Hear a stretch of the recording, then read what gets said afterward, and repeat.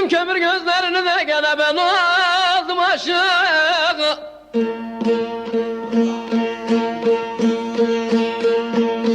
Amanın anın hele geldin azmalı da gene burnu kızmalı saçı dolaşık saçı dolaşık saçı dolaşık saçı dolaşık.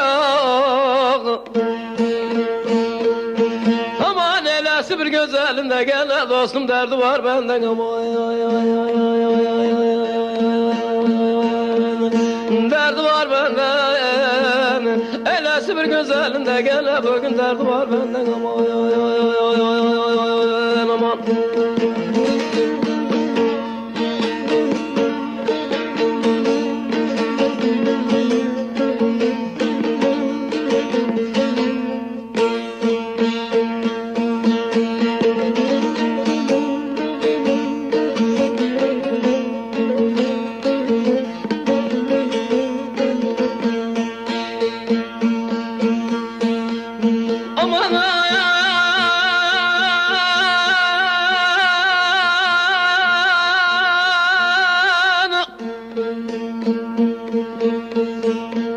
Amanın giyme dedim ne gene benim yaram senden niye giydin karalar.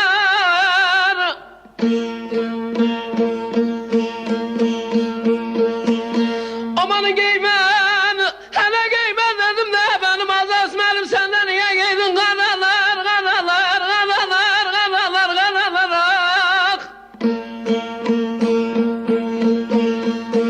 Aman senin hele seni benden de gene dedim oynar gel yıkılasıca dağlar aralar anam ben dedim aman aman.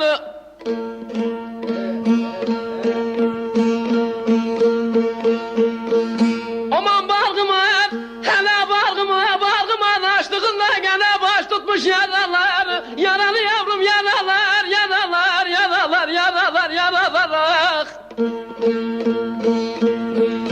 Aman yaramı sarmayan da gene dedim oynak geldin oyar kendisi gelsin aman oyar kendisi gelsin. Aman engilen hele engilen engilen engilen engilen engilen engilen engilen gene hanım kızlar engilen engilen. Aman şu yalancı dünyadan hele şu yalancı dünyadan da gene niye vermez. Kadir Mevlam da gene sevenleri dengi dengilen oy felek aman aman aman aman. Aman şu yalancı dünyada da gene niye vermez. Hele Kadir Mevlam da sevenleri dengi dengilen aman. Zalimsin yar, hayırsın yar, yarama yar yar.